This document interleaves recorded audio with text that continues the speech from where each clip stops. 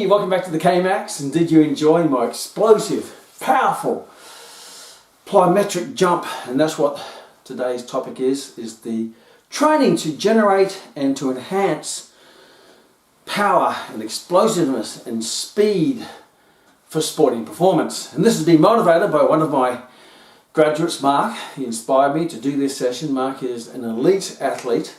He's a masters athlete. He's been a sprinter all of his life, 100, 200 meter sprint, and he competes in the masters, he's a national champion, and we're having a great conversation about training principles and concepts to increase sporting performance for sports that depend a lot on power and speed and explosiveness. And when you look at sport, most sports have an element of acceleration or explosiveness or power in them in various levels depending on the sport. I'll talk more about that later, but generally speaking is the more force you can generate in a shorter period of time to get you to accelerate and to run faster, jump faster, throw faster, kick faster or more powerfully, then that's going to put you into a high level of performance, whether it be in a sprint, first across the line, the highest jump, the fastest ball throw, the more powerful kick, whatever it might be, the most powerful tackle. Depending on what your sport is, you find that most sports, not all sports, but most sports rely on power and explosivity. Obviously there are sports such as endurance type sports which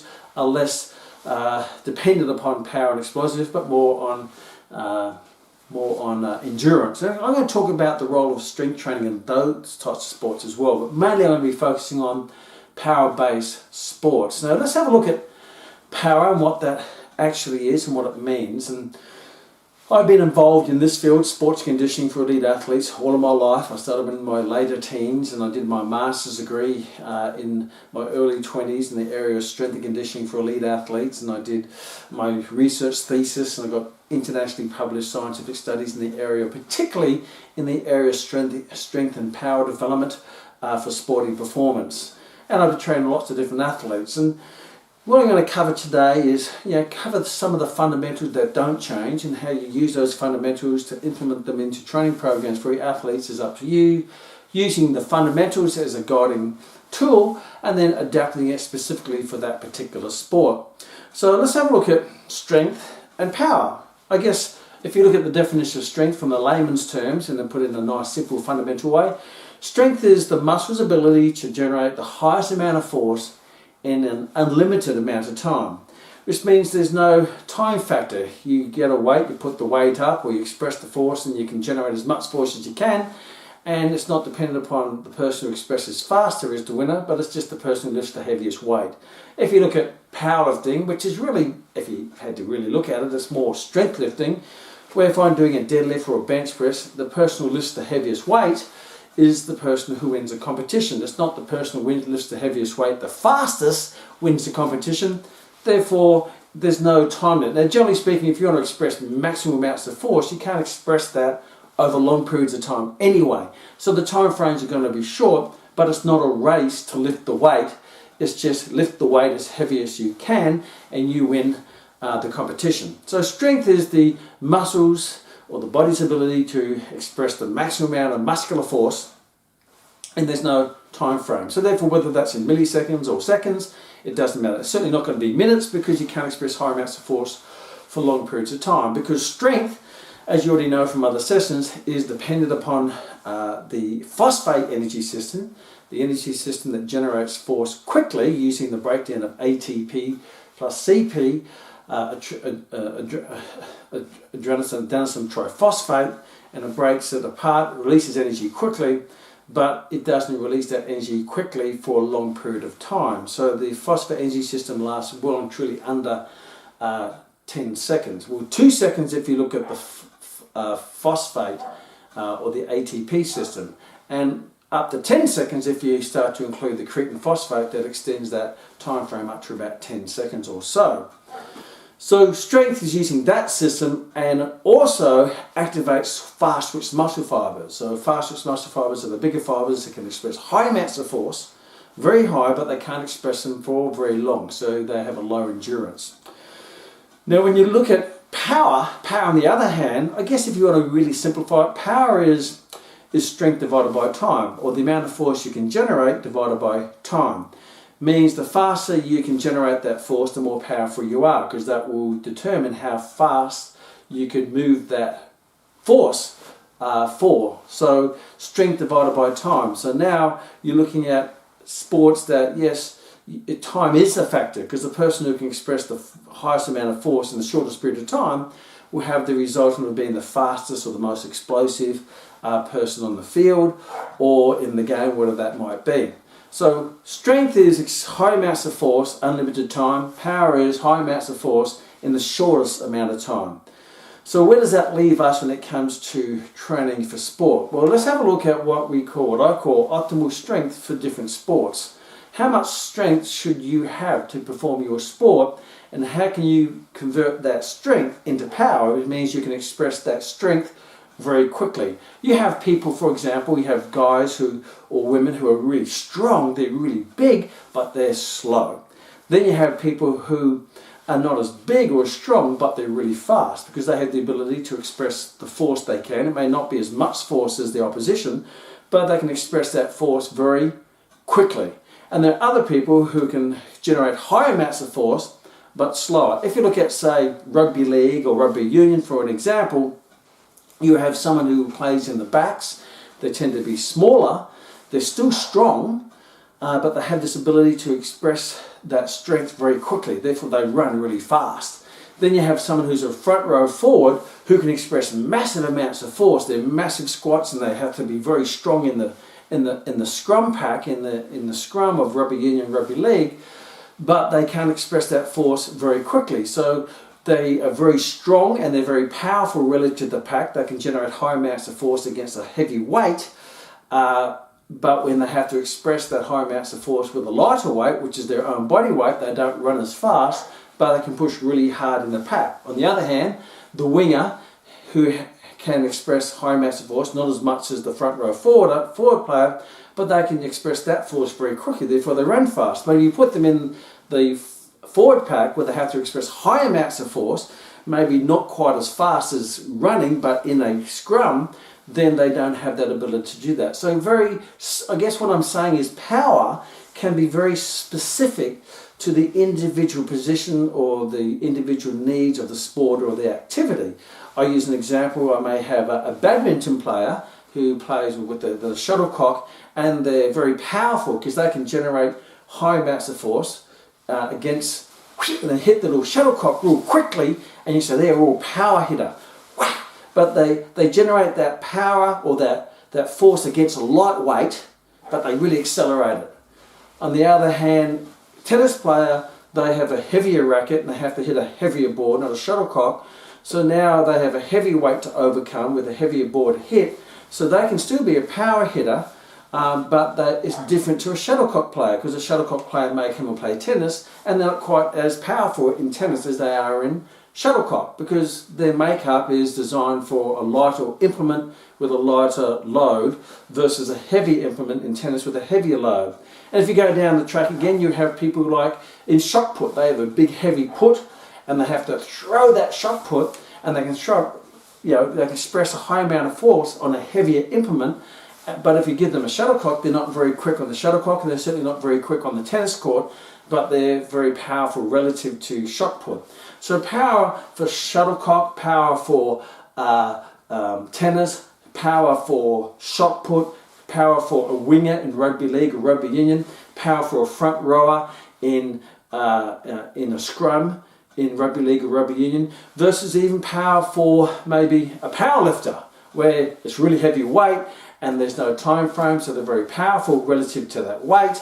But if you lighten the weight, such as an Olympic lifter who has to lift the weight quickly, then they're not going to be as good, because it's not specific to their physiological makeup or how they've actually been training. My sports is in judo and taekwondo. Now you can be a very power puncher, but that's very different to a power judo player, because power punchers, they don't have to overcome any weight, just the 6-ounce glove, bang, and I can express a lot of power in that while hitting someone. But when you're wrestling someone, you have to overcome their body weight, then that's going to be a different dynamic. So the amount of strength, optimal strength you need for any sport is dependent upon the weight of the implement you have to overcome. So the heavier the weight that you have to overcome, the more strength you need. For example, a front row forwarder in a scrum in rugby union, rugby league, they have to overcome the whole pack with their fellow scrum mates, and they have to express high amounts of force. Therefore, they need more strength, high amounts of force. Where if you have a winger, for example, they don't necessarily have to push against a heavier implement. They just have to generate force relative to their own body weight to propel their body weight as fast as they can. So the amount of weight they have to propel might be 80, 90 kilograms, where a front row forward, they may have to overcome hundreds of kilograms in a scrum. I mentioned before, in Taekwondo, I just have to overcome the weight of the glove to get power in the punch. But in Judo, I have to overcome the weight of a person who's in my weight category, say 80 kilograms. So therefore, Judo requires more strength, where Taekwondo requires less strength, but I can still be powerful relative to my sport, but it's a different dynamic. If a power for a shuttlecock is a light racket with a very light shuttlecock, means I don't need as much strength, but I can still be powerful relative to the load, to accelerate the load. Tennis player, I may need more strength to overcome the heavier racket. Shot put, more strength to overcome the weight of the ball or the put. Judo, more strength, or wrestling, more strength to overcome the weight of an individual. Powerlifting, more strength to overcome the weight of an unlimited amount of weight that you can lift. With a lot of sports, the weight that you have to overcome is fairly set, whether it be a tennis racket, a shot put, an individual in wrestling, because you fight weight divisions. So therefore, the heavier the weight of the implement or the person or the object or whatever it has to be that you have to overcome, the more strength you need. And then once you develop that strength, then you have to develop the body to be able to not just overcome that load or overcome that implement, but to be able to overcome it with acceleration. And that's where specific power comes into play, is to teach the muscles not just to express force, but to express it quickly. And we call it in science the rate of force development. And some people can generate high amounts of force, but at a very low rate. And other people can express high amounts of force at a very high rate. And some people can create lower rates of force at a very high rate, and some low rate of force at a low rate. So it's very specific to the dynamic of the individual sport. In a 100-meter sprint, you have to overcome your weight to accelerate your body weight, particularly at the start of the race, where your body's stationary, and when the gun goes, you have to carry your own body weight, which is 80, 90 kilograms depending on your weight, and you have to push through and lift that weight and push it as fast as you can to accelerate it through the blocks. And you have what we call a lot of ground contact time to do that. So you've got time to actually activate the muscles against the ground. But once you get going, the foot's in contact with the ground for every stride is a less period of time. Because as you go faster, your foot, when it starts, you start off and you push and you push and you push and push and push and push and push. And then as you get down to 30, 40 meters, you start to hit your peak speed, and your foot's only in contact with the ground for milliseconds, which means your body doesn't have, your muscles doesn't have a lot of time to express force, because it's only on the ground for a short period of time. And sometimes your muscles can't express maximal force in a shorter period of time. And some people can express high amounts of force in a shorter period of time, some less amounts of force in a shorter period of time. But you're never going to express maximum amount of force in that milliseconds. So from a 100-meter sprint, that strength, that activation of strength in an accelerative way is going to be more important at the start of the 100 meters. And that's where the individual differences in, say, 100, 200, 400, 600, where strength is more. That's why 100-meter sprinters are quite big and muscular, because they train for strength and power for that acceleration. But as you get down to 200 and 400, you find their physical stature will be less muscular, because they don't need as much strength to express force for power, because then it becomes a bit more of an endurance race. So where does that leave you as an exercise professional when you're training an athlete for their sport? Well, before you do anything, first of all, when you look at the sport, here's a nice little system. First of all, you look at the biomechanics of the sport. You look at what joint actions are occurring, what joint movements, what body positions, because you want to be able to train the body specific to that sport. And so you first of all you take that into account, look at the joints and the muscles and determine what are the joint actions, what are muscles involved. So make sure that you're developing strength and power in the right muscles, in the right body position with the right joint actions. So that's called specificity of training. And I'm not going to go deep into it, I'm just going to go through the fundamentals. So first of all, you have to make sure that your training is, in life we call it functional strength training, in sport we call it sport-specific strength training. So you want to make sure you work in the right muscles, the right joints, in the right body position, and then you can see there's some form of relation to that sporting movement where you're going to get a transfer in performance and strength and power, and eventually speed, because speed is the outcome of development of power for that sport. So that's first step, is look at the joint actions of the sport, look at it from a biomechanical point of view. Then you have to look at the sport and say, okay, what energy systems does it use? And what types of muscle fibers does it activate? So is it a sport like 100-meter sprinting, shot put, high jump, where it's really short in duration but a high expression of force over a short period of time? Then you can say, hey, this sport's going to be very much dependent upon strength, and then the expression of strength in a short period of time to generate power. But remember, you want to have strength as a foundation, because it's no use having a lot of speed activating a light weight because you can't generate high force quickly. You generate low force quickly, but that's not going to have the end result. Depending on the sport, naturally, obviously, if it's shuttlecock, the force can be low but generated quickly. If it's shot put, you need a high amount of force. So then you look at the weight of the implement that you have to overcome. So the heavier the weight you have to overcome to express strength and force rapidly to, then the stronger you're going to have to become to express that force. So if you have a sport such as a marathon, then there's no real massive acceleration there. Not to say that strength isn't beneficial for a marathon, but it's not going to be the prime thing that determines your performance. Versus a 100-meter sprint, you need to be strong, you need to be powerful, not to disregard technique and all that type of stuff and form, but we're looking at from a strength and conditioning point of view. If you look at wrestling, you're going to have to be stronger because you're overcoming the weight of an individual. If you're looking at tennis, you may not have to be as strong as a wrestler because it's only overcoming the weight of the racket. If it's golf, you don't have to be really strong because you only have to overcome the weight of the golf club to accelerate that through the range of the golf swing. Like my golf swing? That's why I don't play golf very well. And the weight of the ball. So generally speaking, the heavier the implement you have to overcome, the more strength you need, and then you convert that strength into power by expressing that strength quickly. So there's a good ballpark. So the lower the load, the lower the implement, the less strength you need, so you don't focus too much on strength. But don't get me wrong, strength training is really beneficial for all sports, even in the sports that have light weight to overcome, light implements to overcome, because the repetition and the main point for strength training, even though I do strength training for Taekwondo, which is not as essential, but I do it because what it does to it builds my strength and stability around the joints, so I can do the training without suffering from overuse, repetitive strain injuries, and to keep the joints nice and safe. So even if you're a long distance runner, strength training is highly advised, or a triathlon, or those endurance events where it's a low weighted implement over a long period of time, strength training is going to be very beneficial in terms of stabilizing and strengthening the joints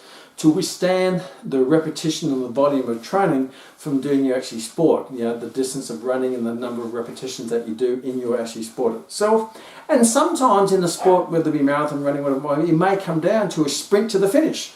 So you've got to be fit enough to get to that position, but your strength may be beneficial in maybe accelerating up a hill to break away from the pack, or a sprint to the finish to win the race. So there will be times where strength will be beneficial, particularly in those moments during the race to break the pack apart, or moments at the end to sprint to the end to finish the race.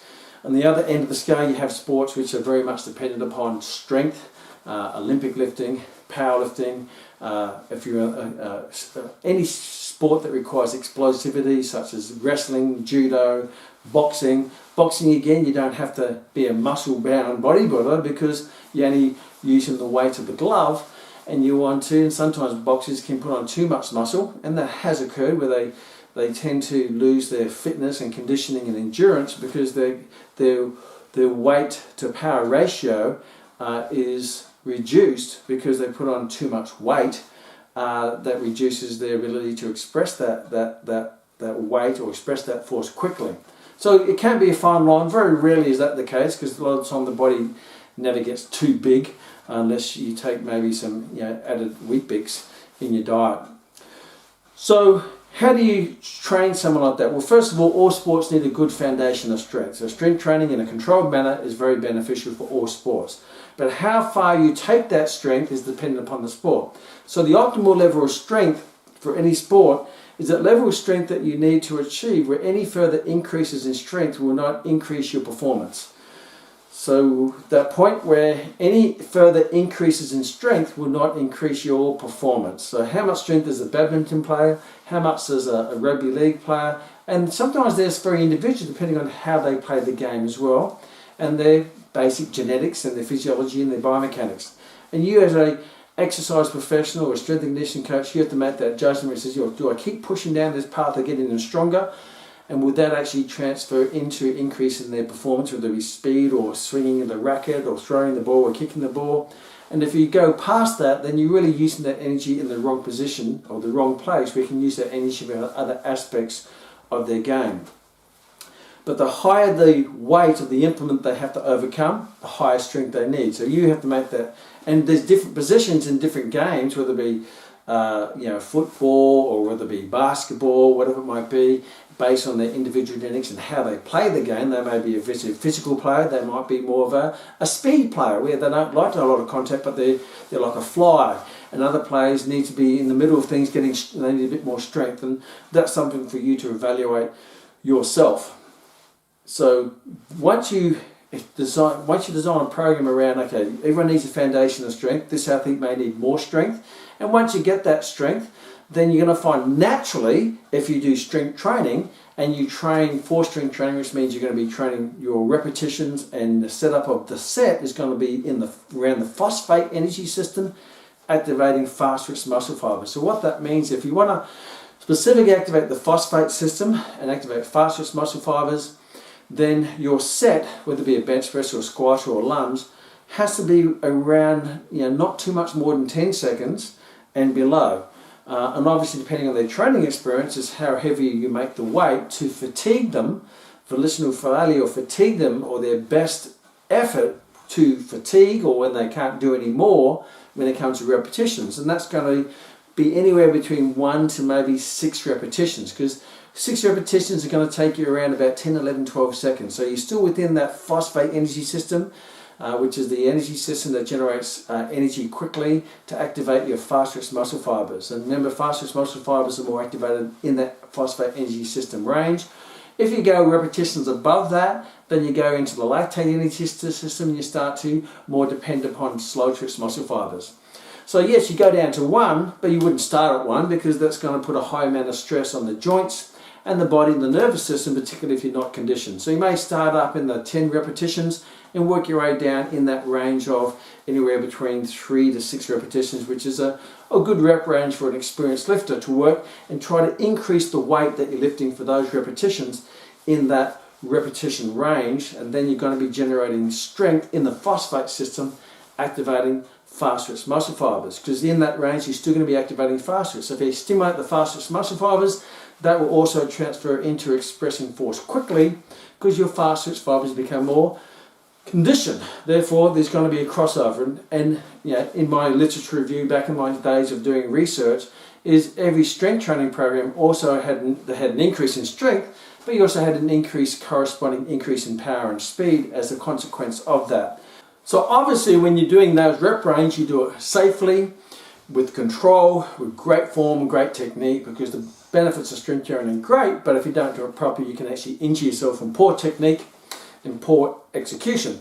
And make sure you use exercises which are compound nature, because most sporting events, if not all sporting events, are very compound movements. Things like squats, deadlifts, chin-ups, rows, bench presses, dips, lunges. Those are going to be the best exercises because they're full body, they activate all the nervous system, to drive all the muscles, to activate the hormonal system in a very functional, compound, specific way to sport, because sport is very multi-joint movement. So you want to train the body in a multi-joint movement rather than in an isolated way. So don't break up the body into little bits and do lots of different exercises.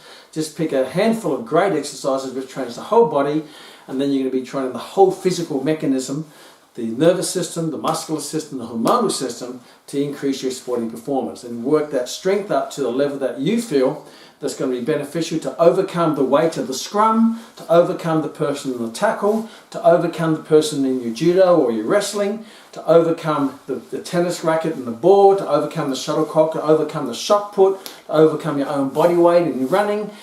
That's going to be very specific, also individual to you, because you do get sprinters. You know, some are more short and stocky and muscular, and other ones are tall and lanky. So some rely on that, you know, that real explosiveness. Another one relies on that bit of momentum and that technique. And yeah, and it varies. You have a look at the great sprinters like Linford Christie, who's very muscular, versus Usain Bolt, who's very lean. Both great sprinters, both Olympic medal champions, but have a different physique and a different rate of force development.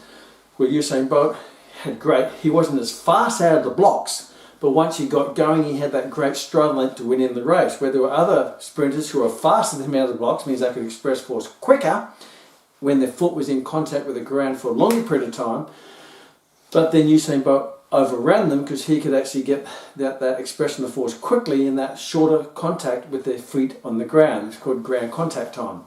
And there's going to be individual differences there.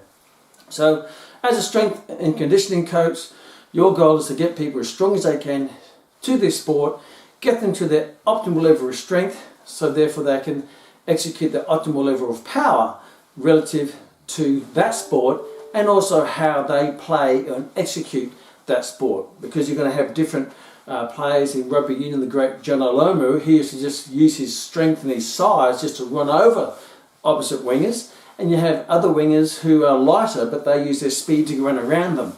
So someone like John Olomu, or a big winger who runs over people, is going to need more strength and more power to overcome heavier loads, versus a winger who uses their lightness and their speed to run around. So rather than tractor over their opposition, because a tractor is quite powerful but doesn't go as fast, versus motorbike around them, where you're lighter but you can express force faster. Less force, but faster makes you faster to run around.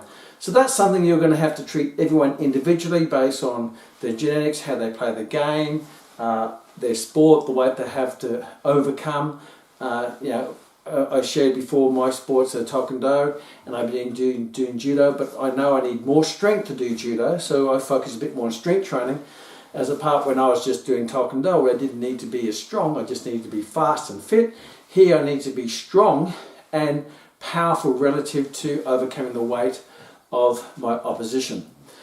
So there's some key things to take into account when you're training people, and you have to use your genius and your common sense to design that, to build them up to that level of optimal strength that's best suited to their sport and themselves and how they play it. And then once you've got that, then you may want to start to focus or implement maybe not just developing the strength, but developing the ability to execute that strength quickly. And that's where you may come into more ballistic training techniques or plyometrics, where now you're more conditioning not the muscular system purely to generate high amounts of force, but more the nervous system to activate the muscles to express force quickly. And you know, the Russians first came up with this concept back in the 90s called plyometrics, and that's doing all those explosive jumps over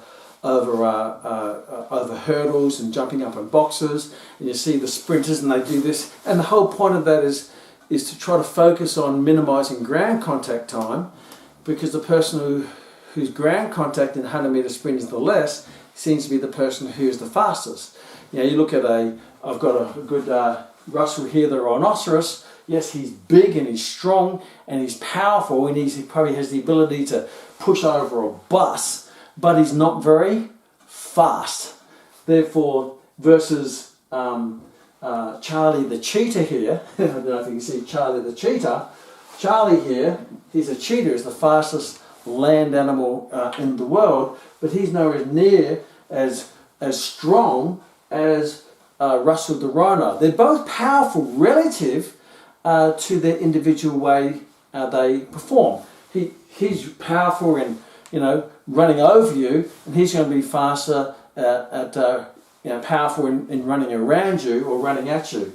So again, look at the rhinoceros and the cheetah, both powerful relative for different purposes, and that's what you're going to have to, is it a sport such as a front row forward, Russell the rhino, or Charlie the cheetah, who's the winger.